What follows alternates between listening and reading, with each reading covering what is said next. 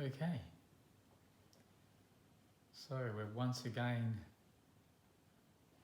enjoying each other's company in this talk on our once a fortnight Untalk. And my name's Matthew. I'm the author of the Undo Life Navigation and Meditation app. And today I'm going to be talking to you about the topic of loneliness and making it clear for you the difference between loneliness and being alone. The most common misunderstanding is that there's a big difference between loneliness and actually being alone with yourself. And loneliness is a far more common condition than a person who's able to be alone and truly alone with themselves. When you're truly alone with yourself, there isn't even the thought of others. To really be alone with yourself is absolutely essential for your own well-being. It gives you a chance to break free of the influences and the ideas of other people, and without any thoughts of others, go deeper into your own sense of yourself in your body to get a more solid and clear sense of how it feels to be you, not just what you think about yourself, but how you really are inside of yourself. So I'll be talking about this. But firstly, I'll explain a little more about loneliness. And when a person is lonely, it doesn't really matter whether they're with someone or alone physically, whether they're in a crowd or in a relationship or at home alone. The loneliness can be there regardless of being in the company of others or not. And the loneliness is a feeling that most of you will have experienced various times in your life. Most people experience it deep inside themselves all the time, but keeping themselves so preoccupied with interacting with other people and thinking about other people and thinking about the things that they want to think about in their day-to-day life, their work and so on, keeps you distracted from the deeper feeling of being isolated and disconnected and unable to really feel the satisfaction of being understood and appreciated by another person, and the satisfaction of feeling actually connected with another person other than just on a superficial day-to-day level. Of course, there's some fulfillment in the superficial day-to-day level, but that's only mechanical. Performing a task with someone else, or even bringing up the kids with someone else. It's all mechanical tasks that don't require much more of you other than you to fulfill a role and the responsibilities of your day-to-day life. But you don't always have to feel, and you don't always do feel, that connected when doing these things. You're involved in what it is you think and speak and do in your day-to-day life, which is how other people end up seeing you and thinking you are. But in fact, what you think and say and do is not what you are. It's what you do. Your thoughts of what you learned to think and how you express yourself is a result of that thinking. But how often is what you think and say and express of yourself truly an expression of yourself? And how often is just how you've learned to present yourself under the influences and the demands and the desires of other people and the society or the job that you find yourself in? So how often are your thoughts, your words and your actions truly an expression of yourself? Very rarely, and they don't so much need to be. They're an expression of what you do. So people can relate to you for what you do and how you present yourself. And so often caught up in society from a very young age. We're trying to invent ourselves according to what we've been told or learned to believe people want us to be. And that if we could just be the way people want us to be, then people are going to like us. People are going to want to be around us, and we won't be lonely. But it doesn't work, because the person you invent of yourself, the person you pretend to be just to fit in, is not who you are. It's a very surface, very shallow, thought-based idea of yourself that you come up with and invent and present to others. And when other people see you for that and relate to that and like that, after a while it wears thin, because what they're seeing you for is not really what you are, but what you've turned yourself into to please them, to get their attention, to get their approval. And when they're relating to that which you pretend to be, after a while, you feel in the background a type of loneliness, even a despair, that there's no real significant or deep connection. There's no human connection, only just a thought-based performance, like a role play, if you like. And when we're trying to interact on that level only, it's okay in day-to-day mechanical life, but when it comes to fulfilling relationships, it simply doesn't work. And we find that when people are relating to this idea of ourselves that we present, after a while we feel terribly isolated and disconnected, because they're not even relating to us anymore. And we find ourselves forcing ourselves to keep up this pretense of being somebody we are not. This has been encouraged in societies for thousands of years. It's encouraged all the time to fit in, to create of yourself a type of falseness that works in your own surroundings. But it leaves the individual lonely. It leaves the person unfulfilled, and it causes an emptiness and an insignificance to come about in human relationships, or deeper human relationships, to the point where even though we may be playing out the role of, say, a husband or wife, or a close relationship together, that there's a type of disconnection going on between each other. And I hear it every day working with people, where people who live together, you say, how's your partner going today? And they don't really know. And they hardly ever know. It's a very common response. Because how often do you not have a clue how the other person in your life is really feeling, or how they're really travelling? And why is this? Why is this happening between us?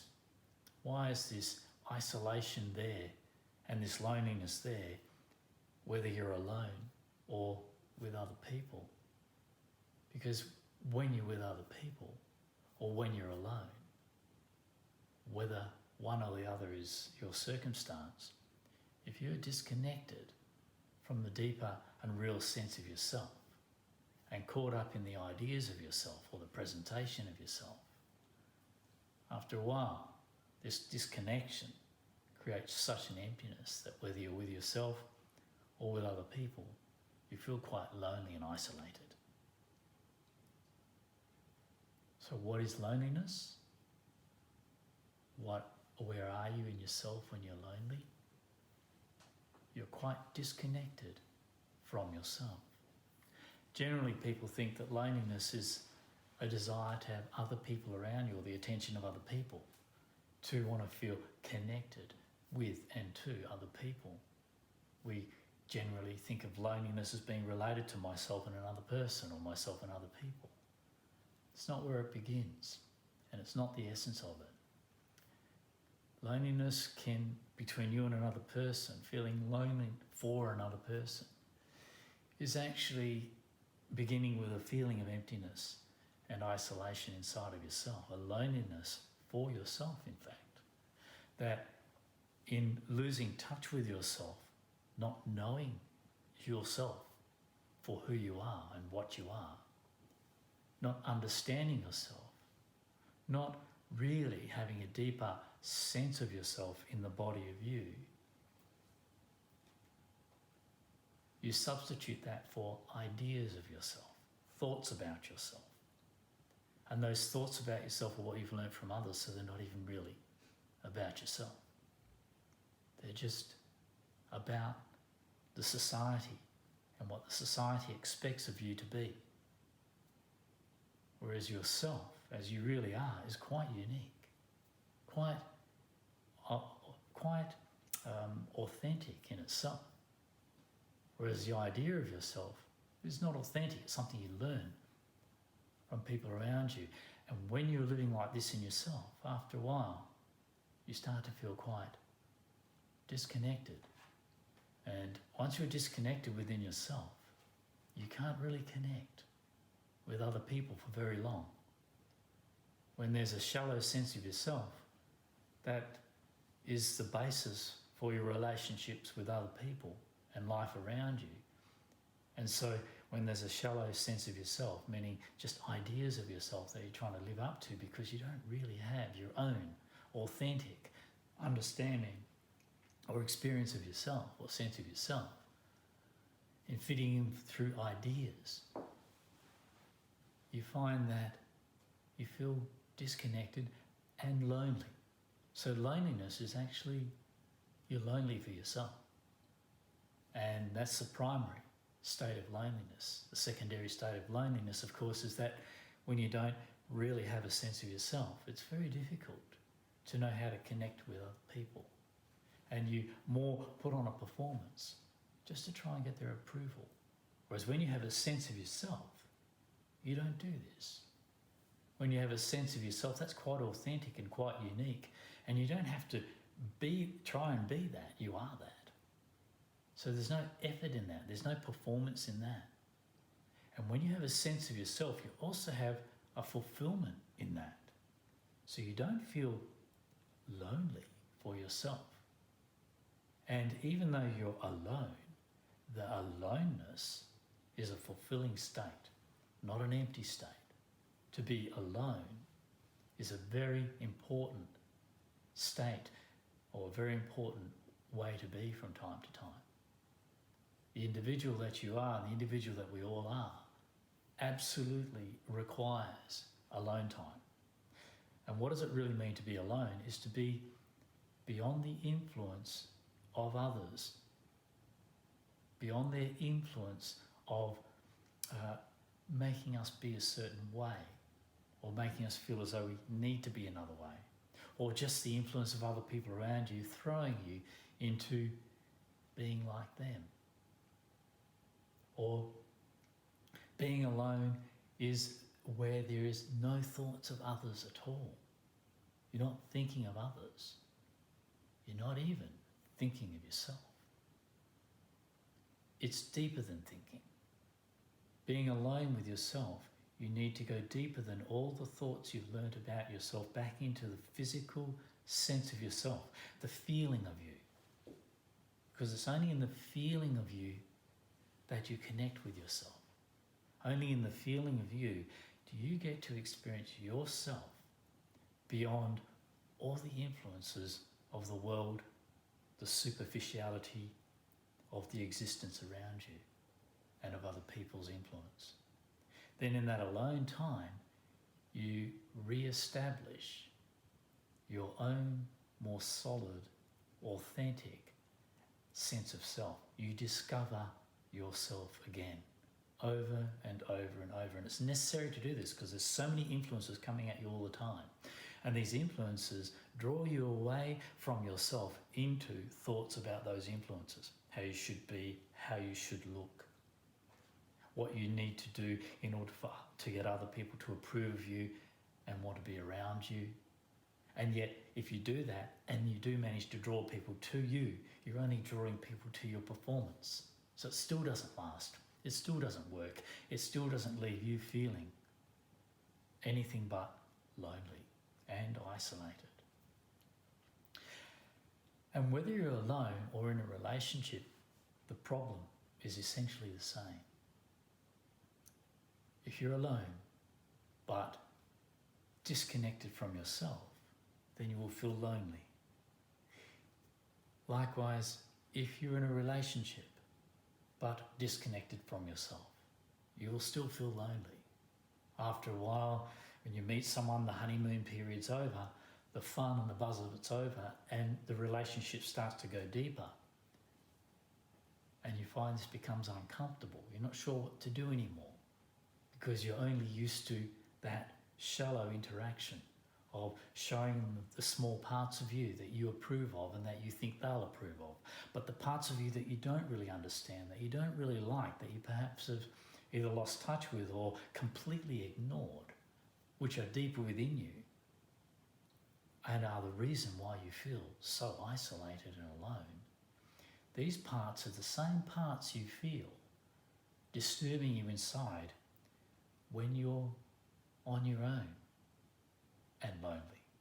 When you're on your own and lonely, that loneliness has come about due to avoiding, denying, or ignoring things about yourself that you don't like the feel of or that you find disturbing or uncomfortable. But these parts of you, which are parts of you that are still you, by ignoring those or avoiding those discomforts or things about yourself that you've learnt not to like, by doing this, you surface into a type of disconnection from what you really are inside.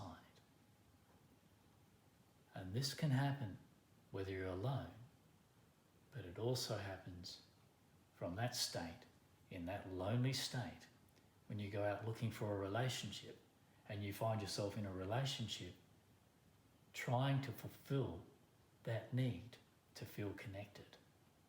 So when you're a lonely person and there's an emptiness inside yourself due to the fact that you've lost touch with yourself, that you're out of touch with yourself, that you don't know yourself, and you go into a relationship with someone to try and get that sense of fulfillment, of being approved of, and appreciated from them,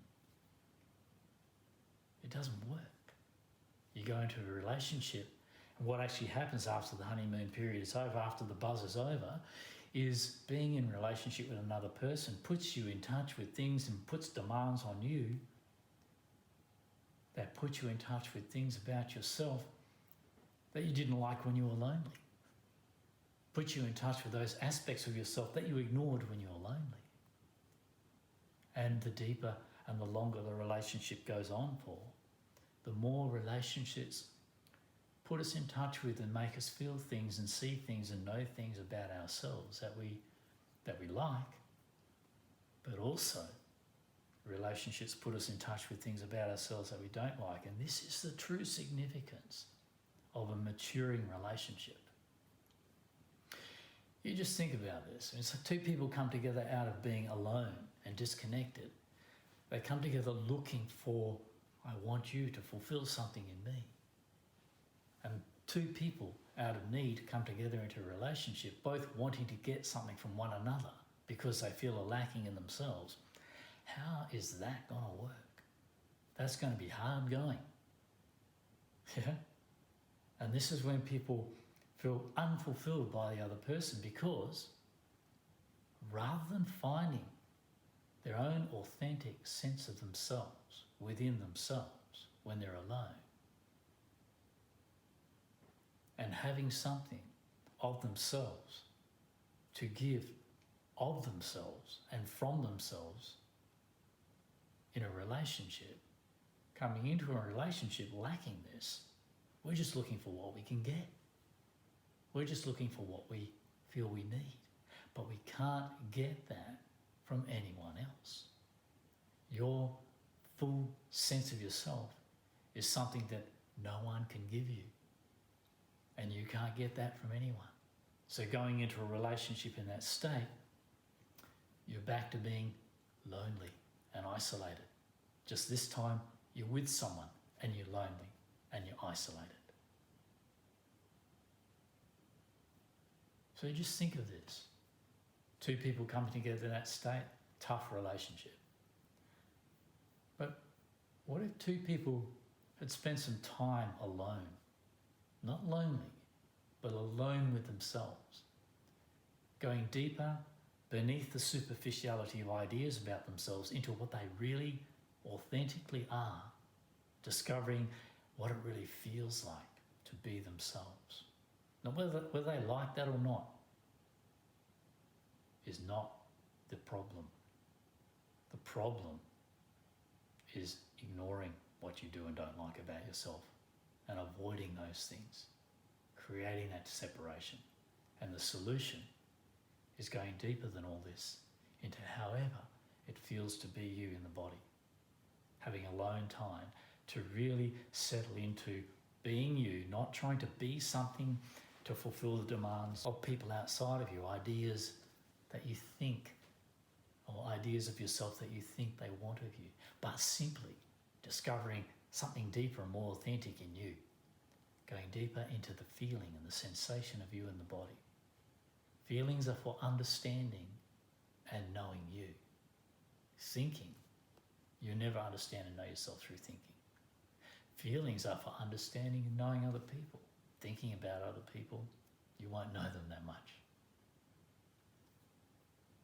So, imagine two people coming together with a solid sense of themselves, with a fulfillment in themselves as a result of having time alone to go deeper into their body, into their felt living sense of themselves, to ignore the ideas they have of themselves and learn about themselves and society is imposing on themselves, and to actually find out what is it like to be me, regardless of my generation, regardless of what era I'm in. What is it like to be me? How can I find out what it's like to be me? I have to feel that. I have to get in touch with the feel of that. And the only place we feel is in our body. And in doing this, we start to awaken and integrate with a sense of ourselves that we then find we're able to express ourselves from quite naturally. And when we start to feel this sense of ourself, all loneliness disappears. A person who has their own sense and understanding of themselves doesn't feel lonely at all, ever. Whether they're alone or in a relationship, they don't feel lonely. Even in a relationship, such a person is completely alone within themselves, but fully available for the other person. So imagine two people coming together like that, coming into a relationship where they have their own sense of themselves and they're just sharing of that. Two people in that sort of maturity understand that you can't get fulfillment from another person. You have to find that from within yourself. You can interact and share and be fulfilled in the relationship with another person, but only from a sense of fulfillment that's already inside of you. And then when you come into the relationship, whatever that relationship brings up for you is an opportunity to process that and to develop through that experience. And this is where people just wanting the relationship to make them feel good become very confused about the real nature of intimate relationships, which is it will put you in touch with everything about yourself, whether you like it or not. And it's those things that you find uncomfortable that relationship is bringing up for you. That's an opportunity for you to understand, make contact with, and develop through aspects of yourself that otherwise you may not even notice exist.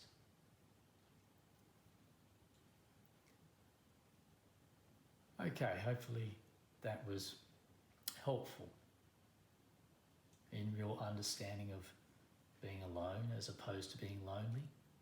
Okay, thanks for listening. See you next time.